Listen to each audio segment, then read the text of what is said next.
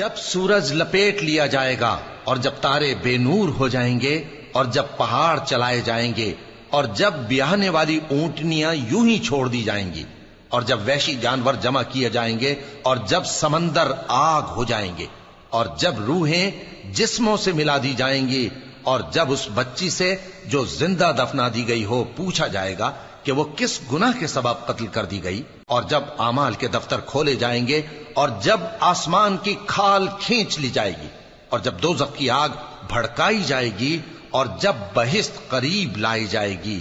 تب ہر شخص معلوم کر لے گا کہ وہ کیا لے کر آیا ہے۔ پس میں ان ستاروں کی قسم کھاتا ہوں جو پیچھے ہٹ جاتی ہیں اور جو سیر کرتے اور غائب ہو جاتی ہیں، اور رات کی قسم جب وہ پھیلنے لگتی ہے، اور صبح کی قسم جب وہ نمودار ہوتی ہے، کہ بے شک یہ قرآن اس فرشتہ عالی مقام کا سنایا ہوا پیغام ہے جو صاحب قوت ہے، مالک عرش کے ہاں اونچے درجے والا ہے، سردار ہے، ساتھ ہی امانت دار ہے۔ اور مکے والو تمہارے رفیق یعنی ہمارے پیغمبر صلی اللہ علیہ وآلہ وسلم دیوانے نہیں ہیں،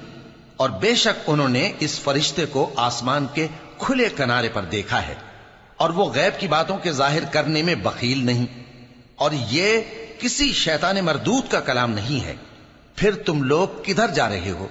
یہ قرآن تو تمام جہانوں کے لیے نصیحت ہے، یعنی اس کے لیے جو تم میں سے سیدھی راہ چلنا چاہے، اور تم لوگ کچھ بھی نہیں چاہ سکتے مگر وہی جو اللہ رب العالمین چاہے۔